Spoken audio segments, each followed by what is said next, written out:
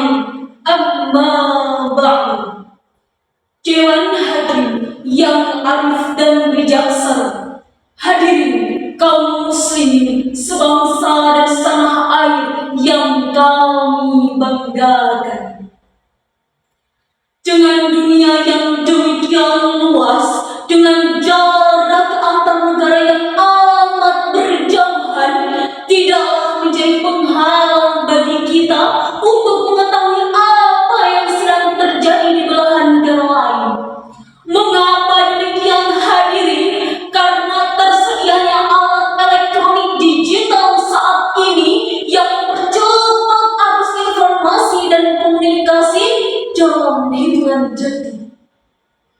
Tapi hadirin, perlu kita catat bahwa kecanggihan alat komunikasi itu bisa membawa dampak positif di samping dampak negatif. Contoh yang paling aktual adalah realitas hoax di media sosial yang memancing konflik antara kita. Oleh karena itu, pada kesempatan yang penuh ukhuwah ini, izinkanlah kami menyampaikan syarah Al-Quran dengan judul Pandangan Al-Quran terhadap Realitas Hoax. Sebagai rujukan, marilah kita dengarkan firman Allah dalam Al-Quran surat An-Nur ayat 15 sebagai berikut.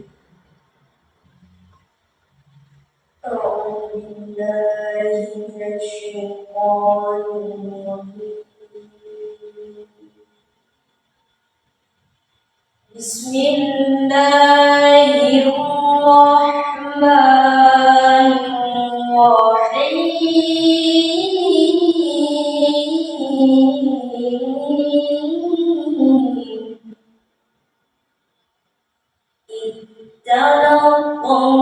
Ittaqullahu bi alsinatikum wa taquluna bi afwahikum ma laysa lakum bihi ilm wa taquluna bi afwahikum ma laysa lakum bihi ilm wa tahsabuna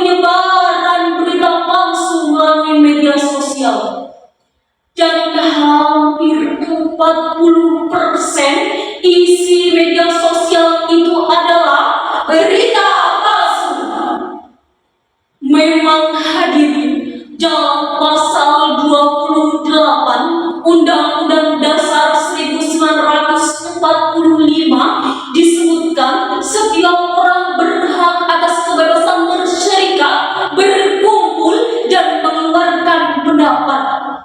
Tapi hak mengeluarkan pendapat ini bukanlah kebebasan mutlak, bukan bebas seperti kita berteriak di tengah hutan, melainkan kebebasan itu dibatasi oleh kewajiban kita dalam menjaga kehormatan, keharmonisan, serta kesatuan bangsa dan negara.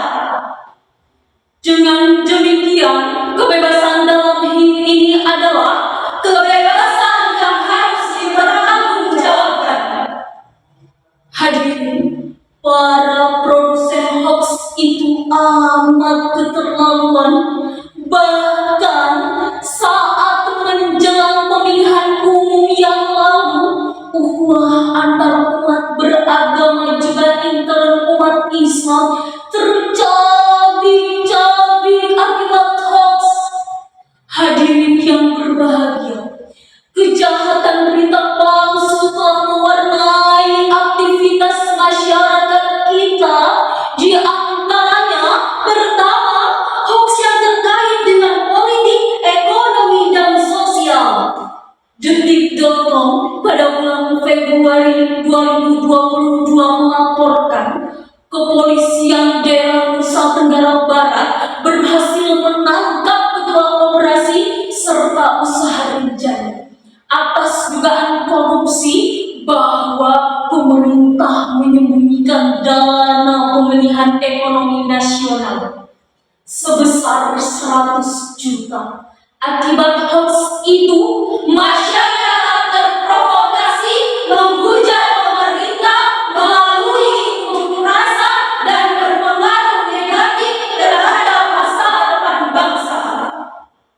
Apakah kita setuju siapapun yang menyebarkan hoax harus dihukum berat? Setuju hadirin?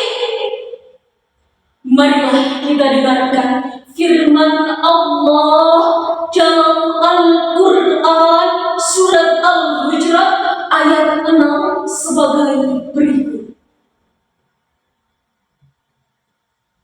Ya ayyuhalladzina amanu irja'akum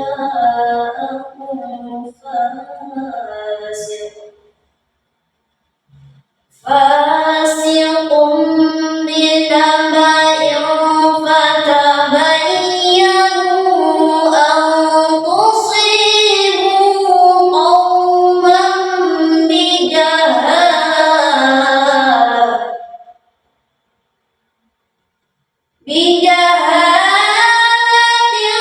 fatusbihu ala ma fa'altum nadimin. Shadaqallahul azim. Wahai orang-orang yang beriman, jika seorang fasik datang kepadamu membawa berita penting, maka telitilah kebenarannya, agar kamu tidak mencelakakan suatu kaum karena ketidaktahuanmu, yang berakibat kamu menyesali perbuatanmu itu. Maha benar Allah dengan segala firman-Nya, dan Dialah yang Maha Agung. Hadirin rahimakumullah, dalam tafsir Al-Ajhar karya Profesor Hamka dijelaskan bahwa turunnya surat Al-Hujurat ayat 6 ini berkenaan dengan kisah Bani Mustalik. Mereka telah dituduh berusaha membunuh Al-Walid utusan Nabi untuk menarik zakat mereka. Padahal hadirin, berdasarkan laporan yang sebenarnya, Bani Mustalik justru dapat berduyun-duyun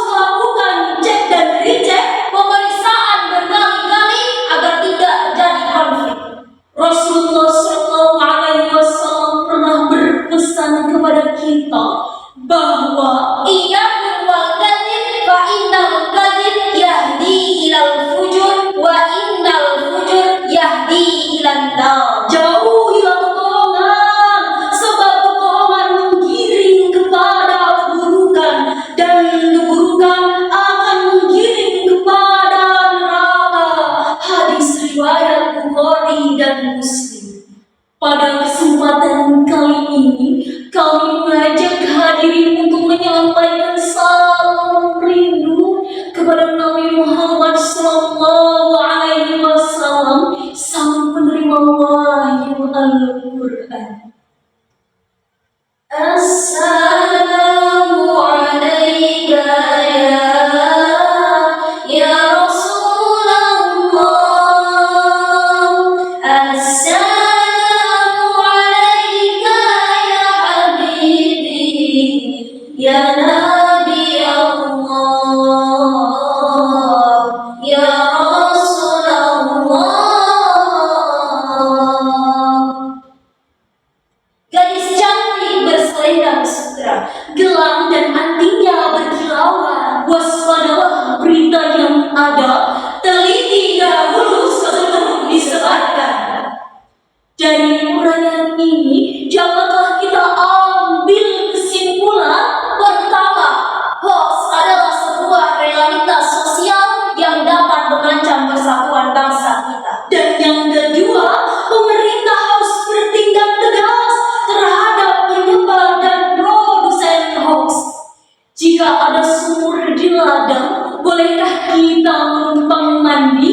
Jika ada umur yang panjang, bolehkah kita berjumpa lagi?